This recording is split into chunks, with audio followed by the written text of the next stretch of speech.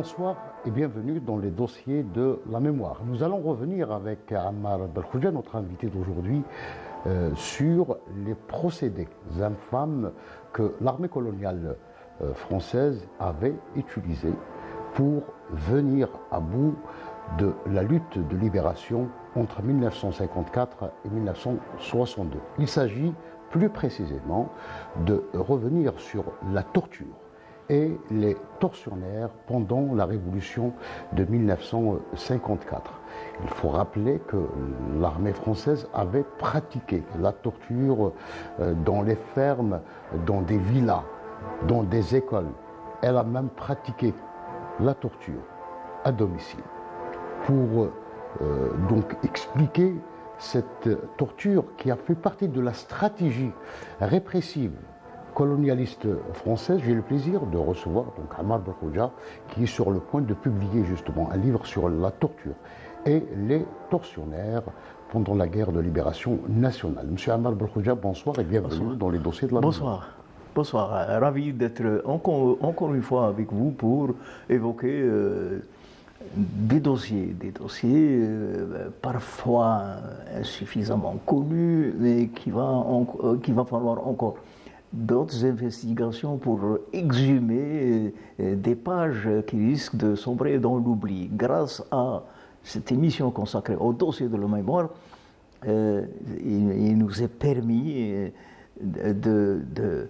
d'honorer le combat héroïque des Algériens qui n'ont pas marchandé avec leur patrie sur la somme de sacrifices qui a été consentie. Honneur, prestige, gloire, mais aussi souffrance. Souffrance pourquoi? Parce qu'on a dirigé contre ce peuple une méthode ignoble, à savoir la pratique hideuse et honteuse de la torture, qui va être généralisée, qui va être pratiquée massivement, voilà un peu ce dossier qui, je présume, qu'il n'a pas été suffisamment exploité pour livrer à notre jeunesse, à la jeunesse algérienne, pour dire attention, cette guerre qui a été menée de 54 à 62, elle a été jalonnée de malheur et d'héroïsme évidemment, mais que ce sont des pages qu'on ne doit pas enterrer parce que la souffrance a été horrible et épouvantable.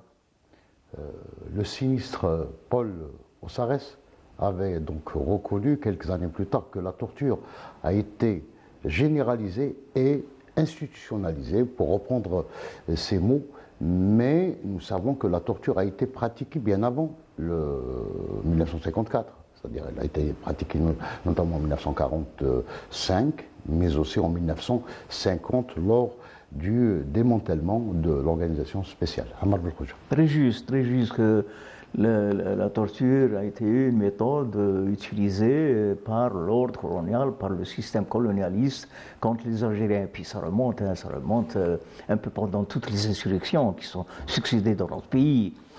Et mai 1945 va utiliser aussi contre les militants algériens du mouvement nationaliste, va être utilisé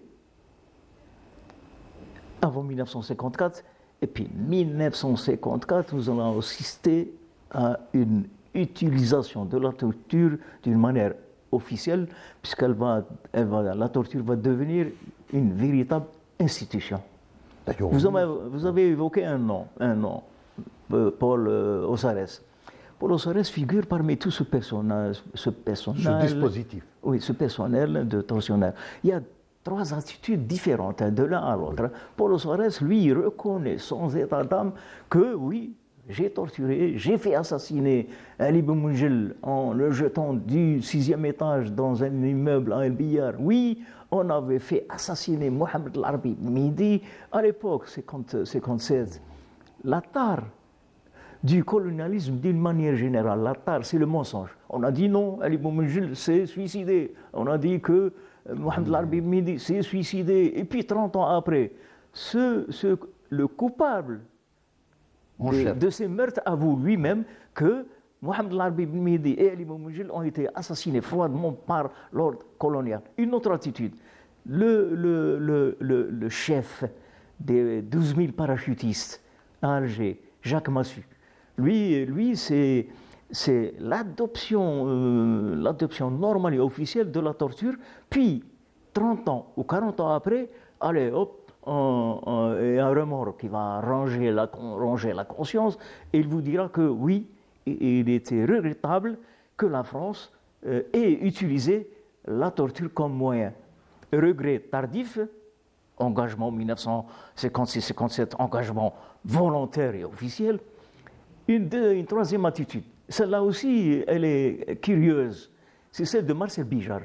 Marcel Bijard, lui, c'est le mutisme le plus complet. Il fait torturer, il institue deux écoles sur lesquelles peut-être on reviendra tout à l'heure. Oui.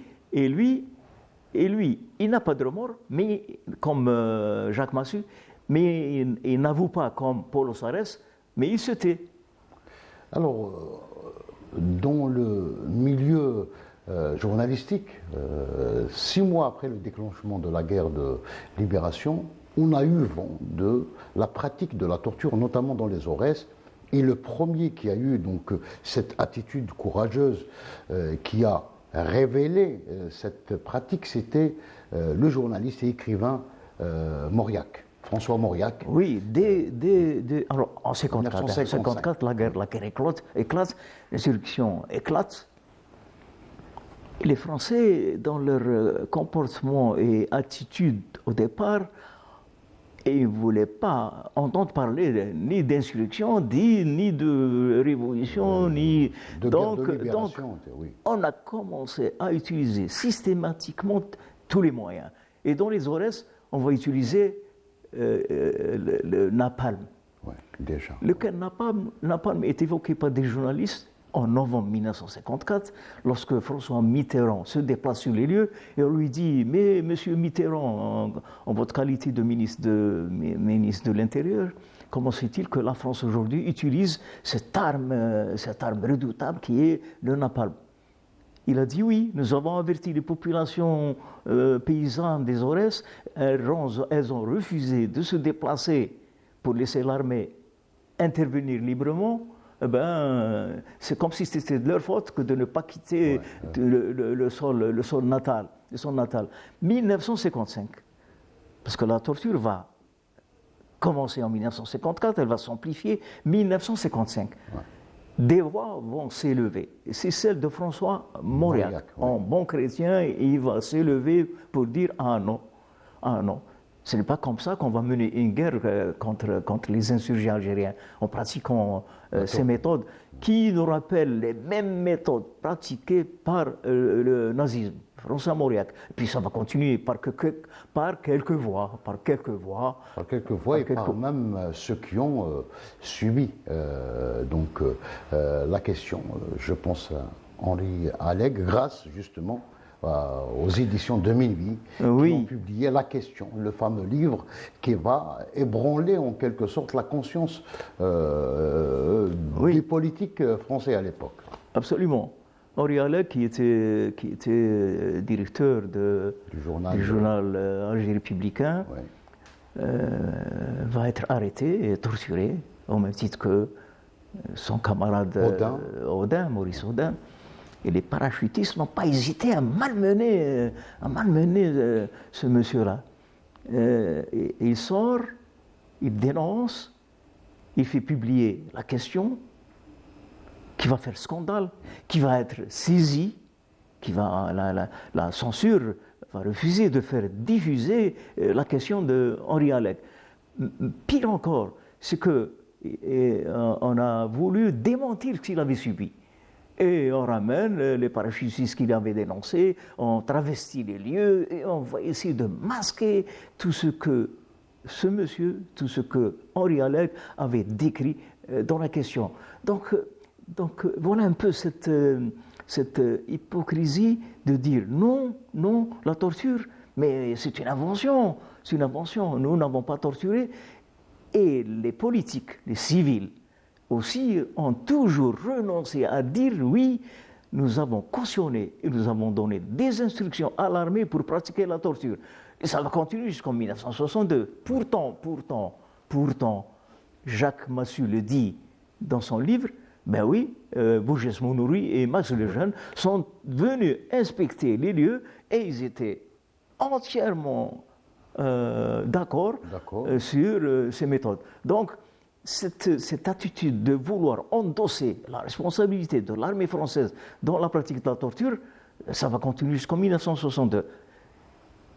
Si bien que ça va permettre à une historienne, à une jeune historienne, Raphaël Branche, de consacrer un livre sur la torture et l'armée française pendant la guerre d'Algérie. Un livre incontournable aujourd'hui comme référence. Alors, la torture sera considérée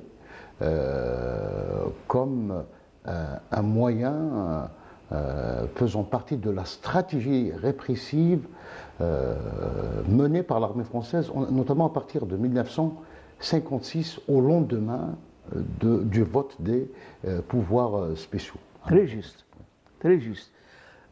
Le vote des pouvoirs spéciaux en mars 1956, parce que tout se met en mouvement finalement pour gagner la guerre rapidement.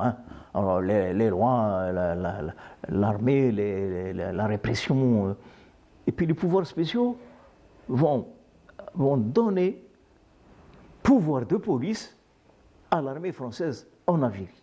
C'est-à-dire quand, sans mandat de perquisition, sans mandat d'arrêt, on va se permettre de tous les abus. C'est-à-dire qu'on peut faire irruption chez vous, on peut vous malmener, vous torturer, dans l'illégalité, l'illégalité la plus absolue, et la justice va suivre, la justice coloniale. C'est-à-dire que tous les rouages qui sont en mouvement et dirigés par le pouvoir de Paris vont accélérer cette répression pour gagner rapidement la guerre. Mais la guerre va se perpétuer jusqu'en 1962, les Algériens étant déterminés à se battre jusqu'au bout. Alors la torture, si on examine bien les choses, c'est un raccourci qui va devenir une méthode de guerre anti-révolutionnaire, anti-guerre subversive, comme ils le disent, un raccourci pour gagner coûte que coûte une guerre. La gagner comment? Pas dans les combats, dans les Jebel, mais dans les salles de torture, par le renseignement. Parce que dans l'idée du pouvoir colonial, c'est que tous les Algériens vont devenir des suspects potentiels. Et que chaque Algérien était détenteur d'un renseignement. Et le renseignement, ça va servir, ça aurait pu servir, mais ça n'a pas servi aux Français de gagner la guerre par le renseignement. Le renseignement la guerre se gagne dans les combats, dans les Jebel contre la LN. Puis la LN était là, présente en 1957, 58, 59. La LN structurée, surtout après le congrès de la Soumam, c'est devenu une armée avec ses officiers, avec ses grades, avec ses... Alors, on dit que la torture va atteindre des proportions terribles en 1957. Mais nous savons que l'armée française avait prémédité cette situation car elle avait ouvert des écoles de torture, une à Arzeux et l'autre à Skida. Et Bijard chapeautait, donc à l'époque Bijard était colonel, c'est lui qui chapeautait ces deux écoles, entre guillemets, de la torture. Ce que après les pouvoirs spéciaux, et depuis ce qu'on a appelé à tort la bataille d'Alger. La bataille d'Alger, dans mes interventions ou dans mes écrits, je combats cette terminologie et ce vocabulaire hérité de l'armée française et notamment de Jacques Massu. Bataille d'Alger ou bataille, le mot bataille suppose confrontation de deux forces présentes sur le terrain. Quoique, même si ces forces sont inégales, on peut parler de bataille, d'une armée face à une autre armée. Mais pas de 12 000 parachutistes qui se ruent sur la Casbah, mais ce n'est plus une bataille, c'est un état de siège systématique contre la population algérienne d'Alger et surtout de la Casbah. Madame Zohra Drif, qui nous dit ceci, qu'Alger, en 1956, en 1957, et pendant tout le temps, et pendant ces années un peu féroces, va devenir la capitale de la torture. Alger, capitale de la torture, selon Zohra Drif. Ouais. Torture avec ses instruments de torture. Ouais. On va utiliser des instruments, j'y reviendrai peut-être tout à l'heure. Oui. Torture avec ses tortionnaires professionnels. Ouais. Pourquoi professionnels? Monsieur Ben Youssef Ben Khadda les appelle les professionnels du mal. Du mal. Pourquoi professionnels du mal? Parce que Marcel Bijard a eu cette audace malveillante de créer des écoles de torture. L'une à Skikda et l'autre à Arze. Créer des écoles où l'on va enseigner comment torturer un être humain pour lui faire avouer.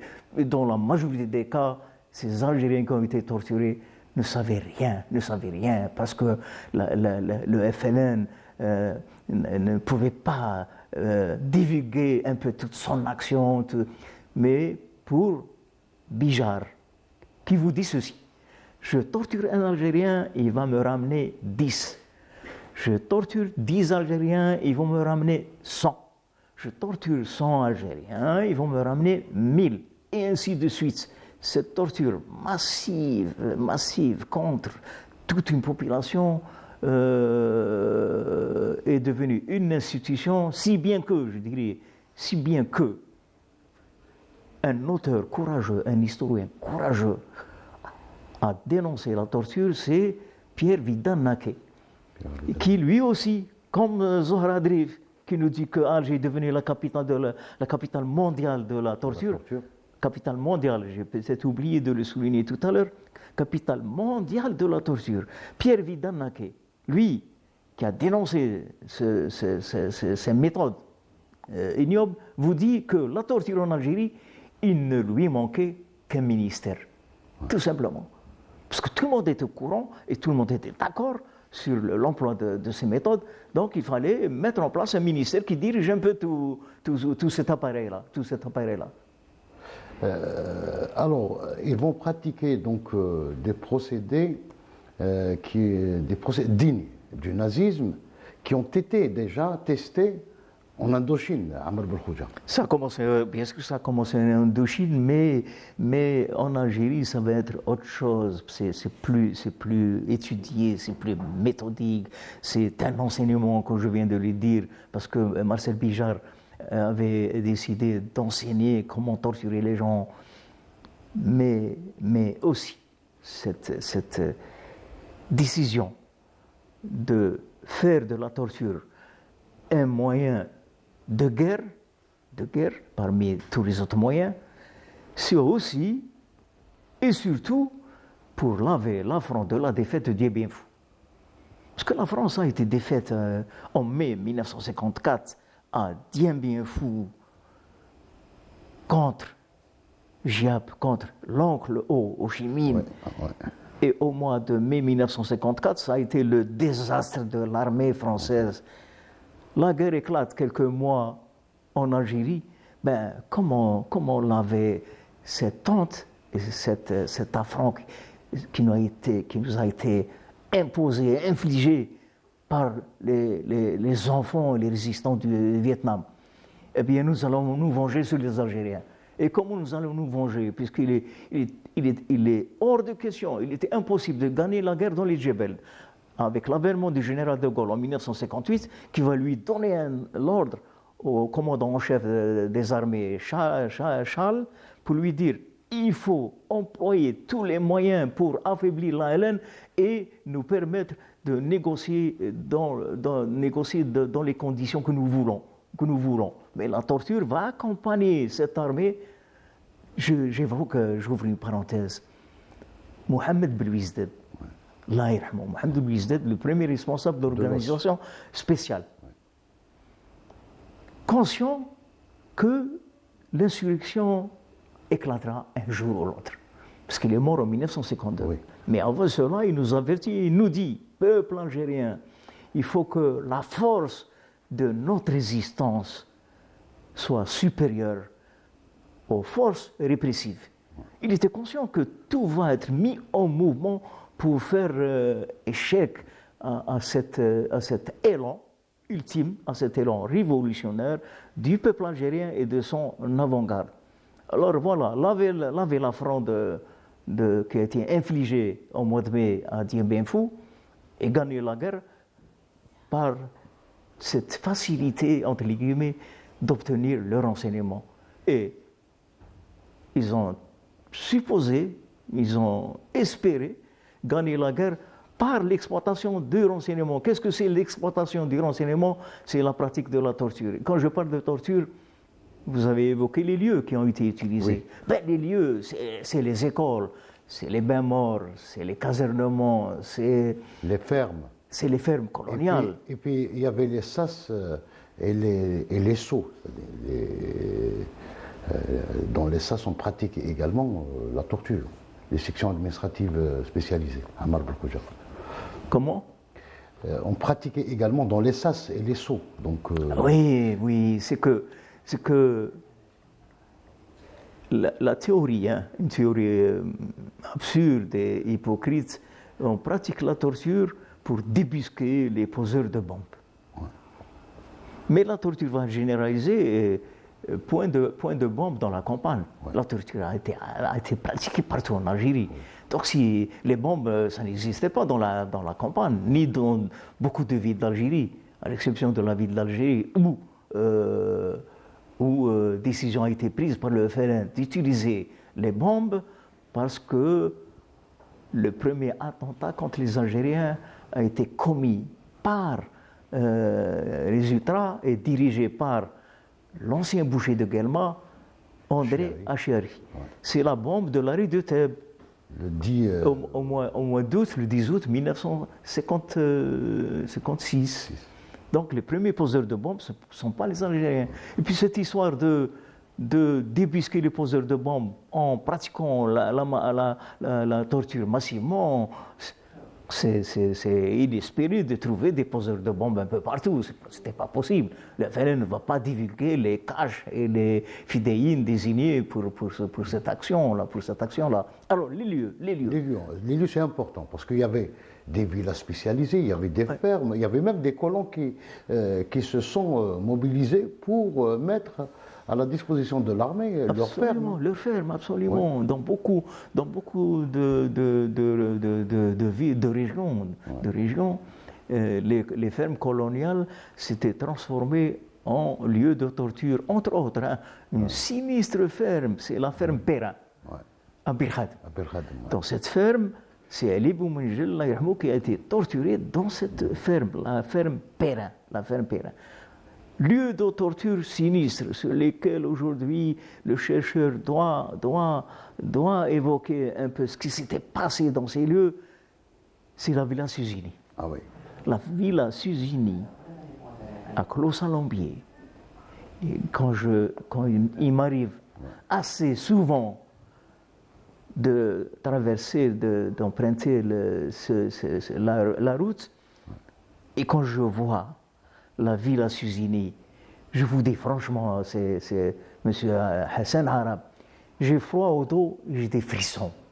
Et je déplore qu'il n'y a pas de plaque pour indiquer que dans ce lieu, de 1954 à 1962, des femmes, des hommes ont été torturés dans ce lieu. Des enfants, oui. Et qui sont morts sous la torture. Oui. À la Villa Susini, des militants, les femmes malmenées, torturées, sans pitié dans cette villa. Moi, il faut convenir de faire visiter ces lieux à nos enfants, d'appeler les historiens, d'appeler les témoins qui ont vécu ces sévices, pour leur dire oui, dans ce lieu, un autre lieu, tristement célèbre, c'est la ferme Amzienne à Constantine. La ferme Amzienne, quand on évoque ce nom, la ferme Amzienne ما يرجعش. Il a la Villa Susini, mais il ne sera pas rescapé. Et je vous dirai, M. Hassan Arab, que le traumatisme des rescapés est resté vif jusqu'à 60, jusqu'à leur mort. Tous ceux qui ont subi la torture l'ont subi dans leur chair physiquement, mais ils l'ont subi dans leur esprit, dans leur âme, parce que l'humiliation avait elle aussi atteint des limites inacceptables, surtout pour les femmes, parce que la torture va être accompagnée de tous les abus, de tous les abus. Quand je parle d'abus, pour ne pas choquer un peu le téléspectateur, tous ceux qui sont en train de suivre cette émission, je m'abstiens d'évoquer un peu tout ce qui a porté atteinte à la personnalité algérienne et à la dignité de l'être humain. Il y avait des villas, il y avait des fermes, même les écoles, certaines écoles ont été justement réquisitionnées pour pratiquer. La plus connue, c'est l'école Saroui. C'est l'école Saroui. Tous les témoins en parlent, tous les historiens en parlent.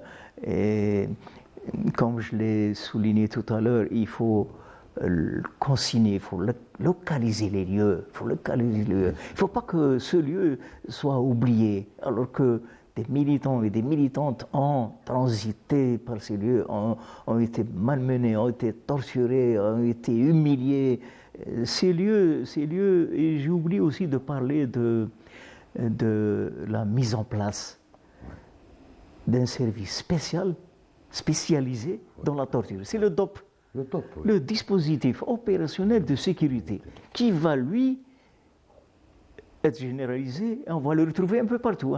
Chaque ville ou chaque campagne, elle avait son DOP. Son DOP avec... C'est un centre de torture. Un centre de torture avec ses spécialistes, avec ses tortionnaires professionnels. On ramenait, c'est le DOP qui doit fournir des renseignements à l'armée, à la police, pour suivre les pistes un peu et neutraliser cette lutte sur laquelle on ne va pas renoncer, quoi. Alors, il y a les écoles et l'installation de ces DOP, et puis il y a certaines casernes. Certaines casernes militaires. À tous les casernements, presque tous les casernements en Alger. Je suis en train de recenser, c'est difficile, difficile de recenser un peu toutes ces villas, toutes ces écoles, toutes ces fermes. Et il appartient, c'est-à-dire que l'opération doit être commune, pas uniquement à Alger, mais un peu partout dans le pays, pour recenser les lieux où la torture a été pratiquée. Parce qu'il y a un danger de l'oubli, un danger. L'oubli est en train de nous menacer. Alors, je suis en train de recenser, et grâce à Ben Youssef Khadda, qui a consacré un livre un peu à la torture, recenser tous ces lieux, les localiser et les consigner dans des plaques commémoratives pour que la mémoire, puisque vous travaillez dessus, les dossiers de la mémoire, cette mémoire, il faut qu'elle soit entretenue. La villa amézienne, je ne sais plus qu'est-ce qu'elle est devenue, la ferme amézienne, je ne sais plus, il va falloir un déplacement social pour nous informer sur la ferme amézienne et dans toutes les villes d'Algérie, y compris la ville où j'habite, Tiaret. Il y a eu des DOP, il y a eu des casernements. Dans vos travaux, vous avez mis l'accent notamment sur la caserne Fort l'Empereur. Fort l'Empereur, oui. Et la caserne du Sendé. Du Sendé. Où Jamila Boupacha a suivi les pires atrocités dans cette caserne. Absolument. Absolument. Les casernements militaires, les villas, les écoles, les fermes, tout était mobilisé. Après, en 1957, on torturait à domicile. À domicile, oui, il y a des témoignages. Moi, j'ai lu le livre de Madame Zahra Drif. Il s'est passé des choses horribles où on avait assisté à la torture d'un enfant de 12 ans. Un enfant sur lequel on n'a pas hésité à pratiquer la torture par l'électricité. Comment accepter, quelle est cette conscience humanitaire, quelle est cette conscience d'une France porteuse de liberté individuelle, porteuse de la révolution de 1789, est arrivée aussi bas. Et comme le dit si bien notre avocate, qui respecte notre hommage et notre respect, Gisèle Halimi, elle vous dit que la torture déshumanise aussi bien le tortionnaire que le torturé. Le torturé, il est déshumanisé, on porte atteinte à sa dignité, à son corps, à sa personnalité. Et le tortionnaire, lui, se comporte aussi comme un être déshumanisé, puisqu'il est tout à l'aise de faire souffrir un être humain qui est dépourvu de ses moyens de défense. Il est d'abord mis à nu, première humiliation. Sur le sol algérien, on lui dit déshabille-toi. Dès lors, c'est une atteinte à la personnalité. Nous, musulmans, nous, arabes, nous, algériens, c'est la pire des dramatique que de faire déshabiller quelqu'un devant d'autres êtres humains. Et quand on va lui subir la torture physique. Déjà, humilié quand il est mis à nu, les femmes aussi. Alors, les femmes, c'est encore plus dramatique que chez un homme. Une femme, sa pudeur, son corps, le viol aussi, ça a été une arme ignoble utilisée par l'armée française contre le peuple algérien, parce que le peuple algérien, il est jaloux de sa femme, de sa fille. Et on a torturé des hommes dans la Casbah devant leurs femmes, devant leurs enfants. Tout cela doit meubler notre conscience, notre esprit et notre mémoire pour faire le procès du colonialisme, pour lui dire, colonialisme, vous avez utilisé des choses immondes. Et pour avertir la conscience humanitaire, la conscience française, l'opinion française, pour dire attention, Français de France, nous les Algériens, nous n'avons pas développé la haine contre le peuple français. Nous avons pris les armes pour faire abattre un système qui s'appelle le colonialisme. Aujourd'hui, il faut agir avec intelligence, avec vigilance pour sensibiliser l'opinion française, parce que ce qui se passe aujourd'hui en français, c'est cette montée de l'extrême droite. Et laquelle extrême droite animée par la fille d'un tortionnaire qui s'appelle Jean-Marie Le Pen.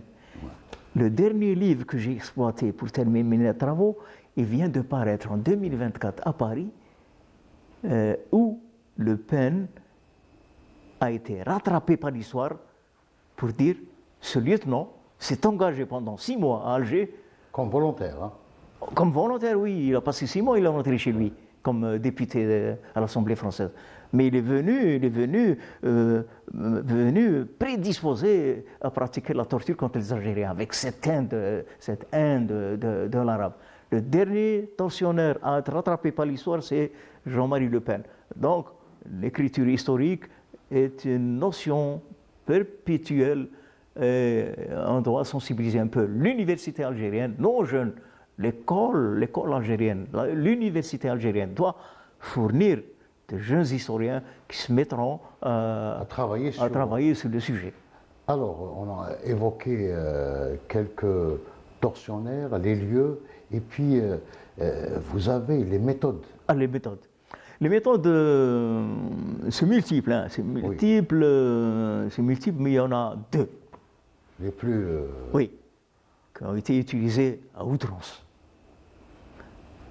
Les Français appellent l'une la gégène. La gégène, c'est quoi? C'est la torture par l'électricité.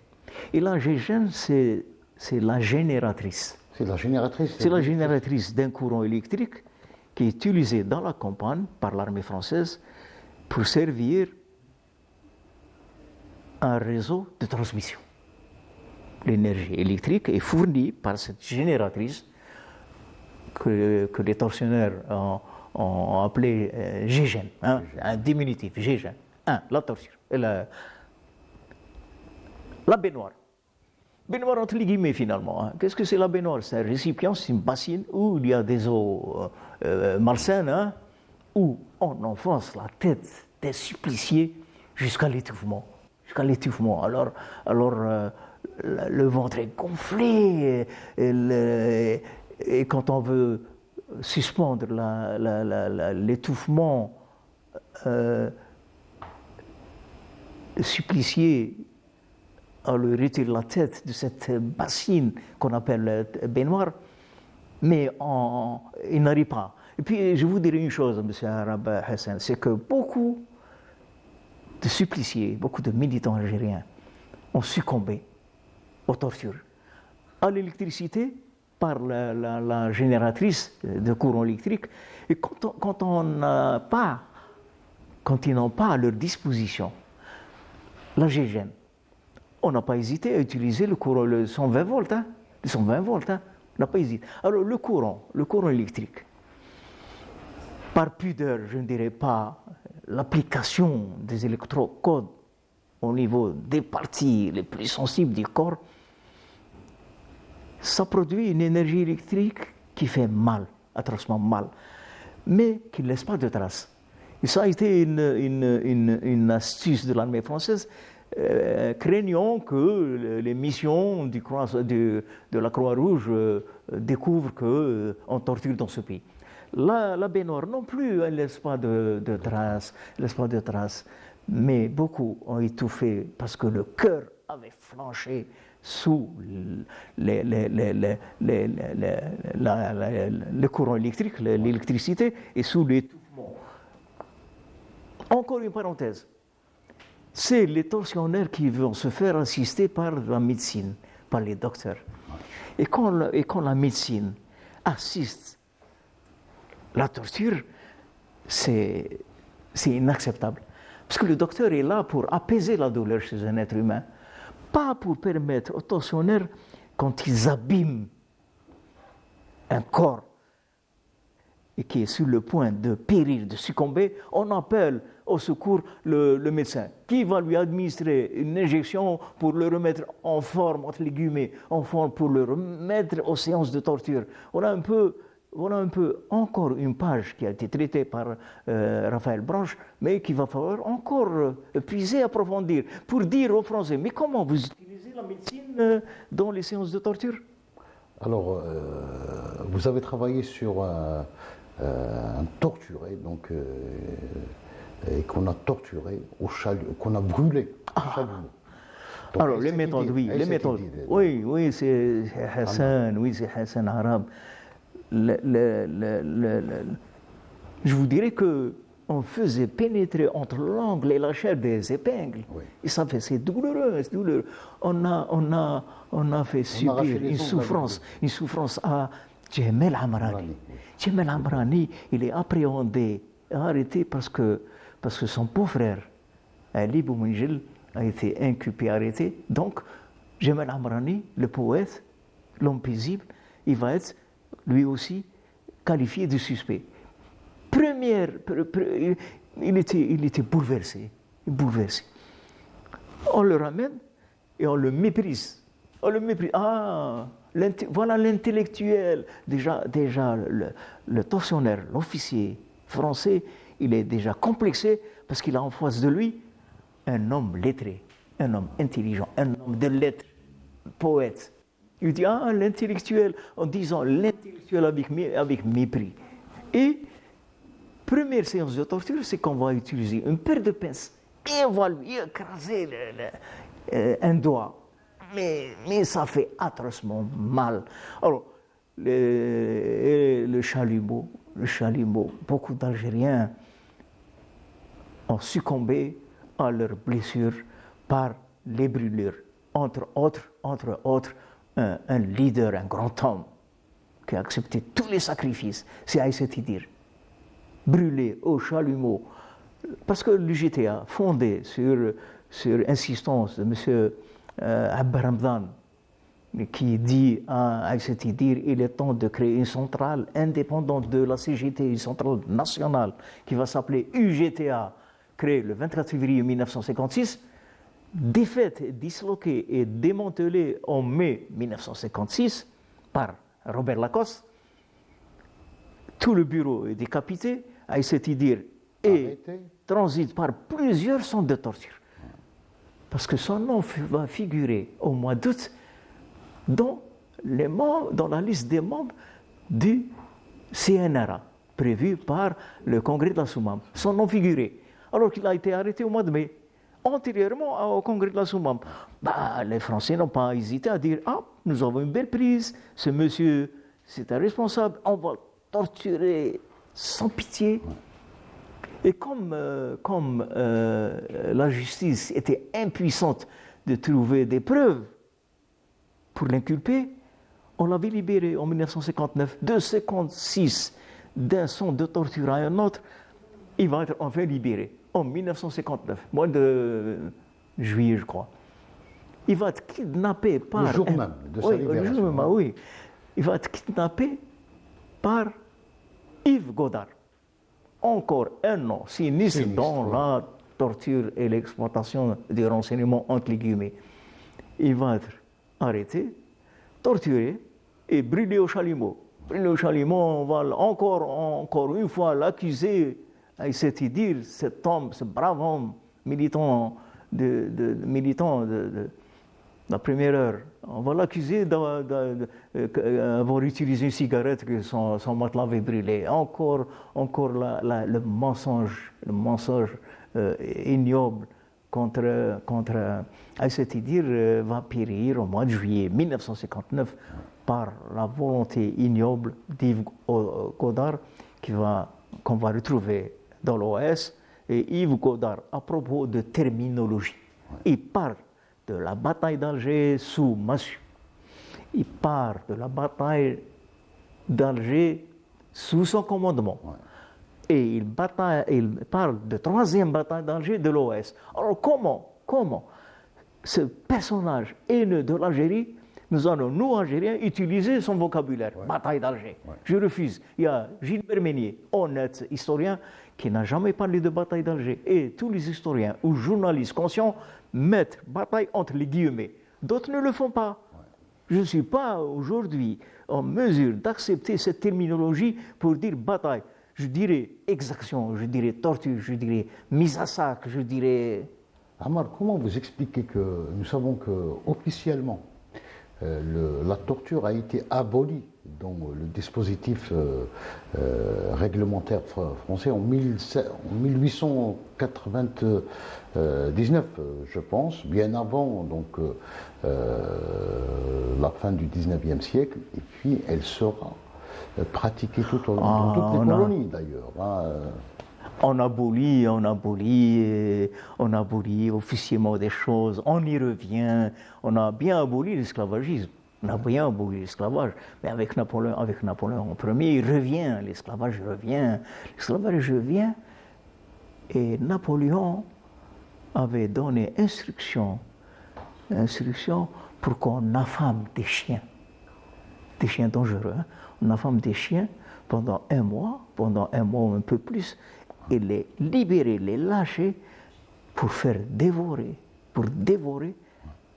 d'anciens esclaves qui tentaient de s'évader. Et alors, à propos des chiens, je reviendrai sur l'utilisation des chiens contre les suppliciés algériens.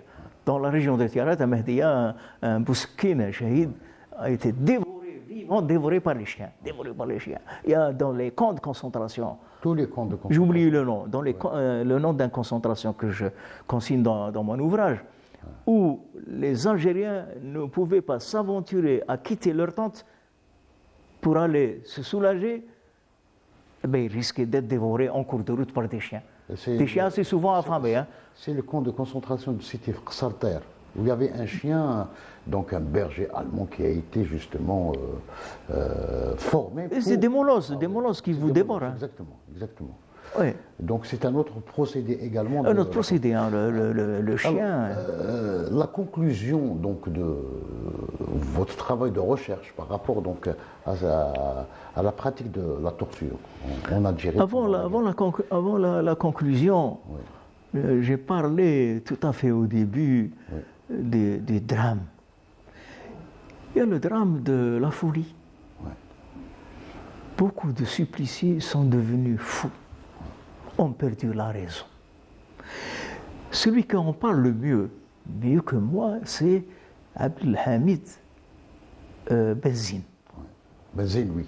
Dont le camp et dans l'Ambèze. Lambez. Et dans l'Ambèze, des Algériens qui ont perdu la raison pendant les séances de torture continuent à être torturés de nouveau parce qu'ils avaient perdu, ils ont des troubles mentaux, ils ne savaient plus ce qu'ils faisaient, ce qu'ils disaient. On continue à les battre au lieu de décider, au lieu que le régime colonial décide que ces gens-là, ces êtres humains, sont dépossédés de la raison. Le mieux à faire, c'est de les faire admettre dans une institution qui s'appelle l'hôpital psychiatrique pour leur administrer un traitement adéquat. Eh bien non, on ne l'a pas fait.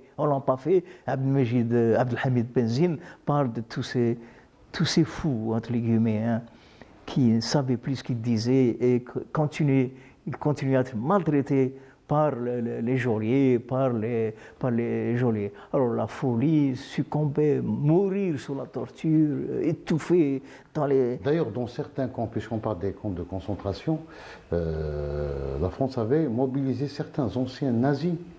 Oui. Benzine en parle. Il disait qu'ils pratiquaient donc effectivement, la torture, effectivement, dans un centre, j'ai oublié le nom de ce centre, le directeur est un ancien nazi, est un ancien SS. Ouais. Un ancien SS et Ajnin Bourizk, je crois que avant l'insurrection de novembre 54, Ajnin Bourizk, il y avait un ancien SS. Ancien SS en 1945, au mois de mai 1945. Ouais. On avait libéré des Italiens. Les Italiens, c'est l'axe Mussolini avec Hitler. Et des fascistes italiens, pour la précision. Oui. Comment? C'était des fascistes italiens. Oui, oui. Eh ben, on a libéré des Italiens, on leur a donné des armes pour participer à l'hécatombe contre les Algériens. Donc, voilà un peu cette méthode-là. L'ancien adversaire, l'ancien ennemi est mobilisé pour sévir contre les Algériens. Je dirais qu'il y a beaucoup de pages à exploiter, beaucoup de dossiers à exhumer pour la conclusion. Avant de conclure, donc il y avait la torture physique, donc qu'on faisait subir donc aux suppliciés, et puis il y avait la torture morale, donc l'isolement. Et il y a tout un travail psychologique qui se faisait notamment dans les SAS et dans les prisons de l'armée française. Un psychanalyste, un psychologue, un psychiatre répondrait mieux que moi sur cette question. Ouais. Elle est très importante. Elle a été évoquée par Alice Cherki, psychiatre de son état, collaboratrice, très proche collaboratrice du docteur France Fanon à Blida. Elle parle de cette situation de refoulement de la souffrance. Souffrance qui, d'après une nièce psychologue qui me dit, Monsieur Belkhouja, tonton Belkhouja, la souffrance est personnelle. Ouais. Ce qui explique aujourd'hui un peu cette hésitation des anciens suppliciés, ouais. Et surtout chez la femme. Hein. Je reviens toujours à la femme. Hein. La souffrance chez la femme est plus accentuée, plus ressentie que chez un homme. Alors, la souffrance morale, c'est ce traumatisme qui va accompagner un être humain ou une femme jusqu'à leur tombe. Parce que le traumatisme moral, la souffrance physique, la blessure physique, elle guérit. Hein, supposons, elle guérit. Hein. Il y a des plaies physiques qui guérissent. La plaie morale, inguérissable. La plaie morale, inguérissable. Je vous citerai avec respect à sa mémoire. C'est Beya Lanoir, Beya El-Kahla, infirmière de la wilaya 4 que le commandant Azzdin avait connu. Beya Lanoir, Beya El-Kahla, qui fait la confession de la blessure morale à Florence Bouger. Florence Bouger, auteur d'un livre très intéressant, bien fourni, bien travaillé, c'est Une guerre sans gloire. Ça, c'est bien dit. Hein? Il n'y a pas, la guerre d'Algérie pour les Français, il n'y a pas de quoi revendiquer la gloire. Il n'y a pas de quoi revendiquer la gloire. Une guerre sans gloire. Et elle avait discuté avec Beya Lanoir. Les femmes algériennes, prisonnières ou qui ont subi la torture, n'ont jamais accepté de se confier à Daniel Min Amran. C'est la fille de Jacqueline Guérouche, qui a fait la prison à Serkaji avec un peu tout le monde. Les témoignages fournis par les femmes, il y avait cette abstention que d'évoquer les séquelles morales. Sauf que Beya Lanoir va le faire avec Florence Bouger, qui lui dit: Florence, ma chère Florence, dites-le, il faut l'écrire pour dire ce que nous avons subi, surtout nous les femmes, parce que nos corps sont fragiles. Ce sont des pages. Alice Cherki explique un peu ce refoulement. C'est pour ça que j'ai dit que les psychanalystes et les psychologues répondraient mieux que moi. Parce que dans la recherche, dans les travaux... avec on a coupé les doigts. Oui. Donc, pour revenir à ces séquelles morales, c'est qu'il y a cette difficulté pour le chercheur, pour l'historien, de ramener une femme ou un homme qui a subi la maltraitance de l'armée française pour le défoulement. Parce que tant qu'il n'y a pas de défoulement, il y a ce malaise qui va accompagner l'être humain jusqu'à sa mort. Donc il y a un obstacle, c'est ce mutisme. Le mutisme-là, il a ses raisons. Les raisons, la pudeur, c'est important chez un être humain, chez l'arabe, chez le musulman. La pudeur nous empêche des fois de nous confier. Et Alice Cherki, qui nous dit que chez le moujahid algérien, il a accroché la médaille de bravoure à la place de la cicatrice, à la place de l'affront moral qu'on lui a fait. Donc, les travaux sont encore en cours, il faut le faire, il faut continuer, parce qu'il y a très peu de travaux sur la torture en Algérie, hein, à part Benzine, Ben Youssef Ben Khadda, Medjadi. Boualem Medjadi. Chez les Français, il y a beaucoup de travaux. Et beaucoup de témoignages. C'est-à-dire avec 30 ans après l'indépendance de l'Algérie, beaucoup de militaires français ont ressenti ce devoir de confier ce qu'ils avaient accompli d'une manière malsaine chez nous à des historiens. Beaucoup de tortionnaires ont eu ce besoin de confier un peu ce qu'ils ont fait. Chez nous, c'est encore le mot de la fin, Ammar Belkhoja. On dit que... Le mot de la fin, oui. Le mot de la fin, c'est rendre hommage à la révolution algérienne et rendre hommage à tous ceux qui ont accepté le sacrifice, rendre hommage à ceux qui sachant qu'ils vont être torturés, vont dire ben tant pis, tant que pourvu que notre pays sera un jour indépendant. C'est ça la force morale, la force de résistance de ce peuple valeureux et de son avant-garde, hein. La torture qui va être exportée en France aussi, hein. C'est encore un livre, La Gangrène, écrit et décrit un peu ce qui s'est passé en France. La guerre a été transplantée en France grâce aux valeureux combattants algériens, mais les Français aussi ont transporté la torture en France. L'hommage, et puis sensibiliser notre jeunesse, sensibiliser la jeune femme algérienne, le jeune homme algérien, pour dire soyons sensibles et gardons une attache solide avec ce passé, parce que ce passé regorge de sacrifices, regorge de gloire, regorge aussi de souffrance. Je te remercie vivement, Ammar Belkhoujat, d'avoir évoqué avec nous la torture et les tortionnaires pendant la guerre de libération nationale. Je remercie également l'équipe technique du Studio 7 qui m'a aidé à préparer cette émission. Excellente soirée et à bientôt.